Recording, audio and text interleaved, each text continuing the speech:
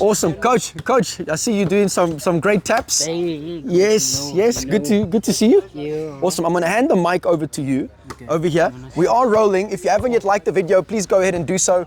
Let's get it up to at least 400 likes so we can get the video out to more and more young people of this beautiful country of South Africa, because in this video we're going to be doing 3 questions with Coach T. I don't know if we're going to get through all 3 of them, okay, but we're going to see how far we can get. The first question, and by the way, if you have a question for Coach Tabang or for myself, drop them down there below in the comment section. Use it as your virtual voice, and also let us know what your answers would be to these questions too. So the first question is, we saw you tap in very nicely over there, some great skill, great footwork, nice Adidas tackies. All right, shout out to Adidas. Yes, and then Nike of course on the cap there. But football wise, what is one of the biggest lessons that you've learned from football? Biggest lessons?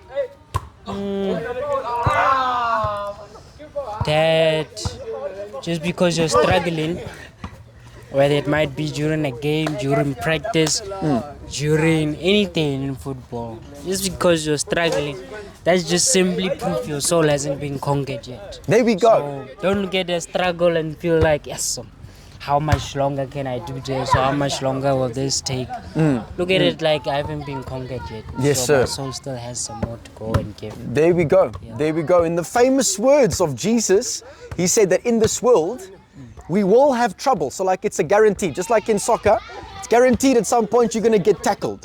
But the good news is we can take heart, we can have courage, because Jesus Christ has ultimately overcome the world, and therefore we too can essentially overcome. So 100% coach, fire stuff.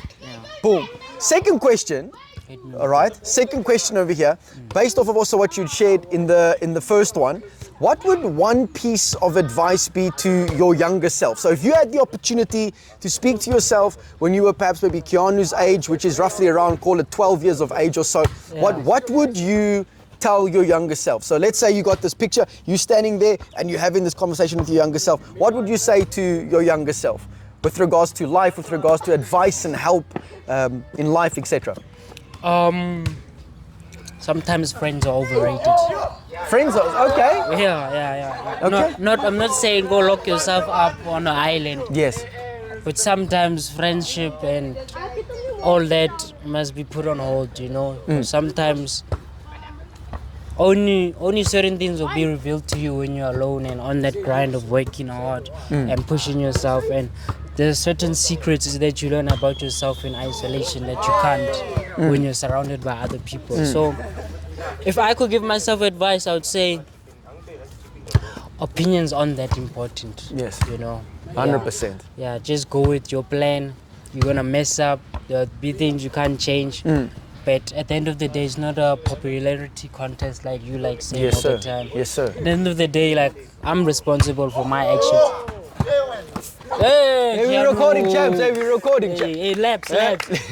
So yeah, at the end of the day, I feel like know yourself. That's when you know what type of quality of friend you need to surround yourself by. 100%. Before you know yourself, be on your own path there. I hear you. And I think just to also clarify with regards to the difference between a friend versus an acquaintance. And I think many of you, all right, when coach is talking about a friend there, I feel like he's referring to, and you can correct me if I'm wrong, to an acquaintance, because we've got loads of these acquaintances, people that maybe know your name, they know where you maybe live and whatnot.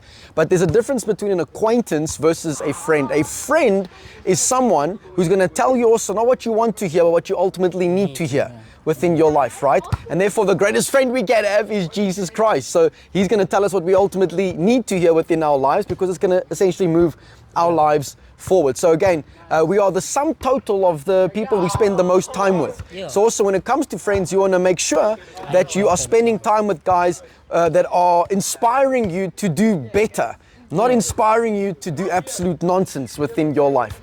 Right? So for example, if you're in a circle and you're all smoking Zol together, you're all getting drunk together, those aren't friends. Those are acquaintances that's busy destroying your life, because none of those activities is going to essentially move things for you in a big way.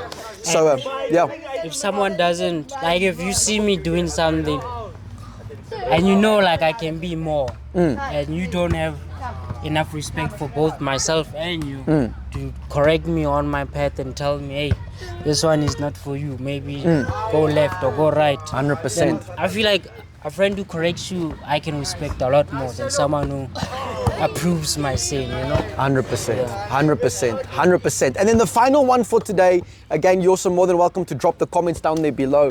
Final one for today, what would be that gem, that diamond piece of advice that you would give to young ballers, up and coming soccer players, as to what is very important within your football playing ways or pursuit moving forward?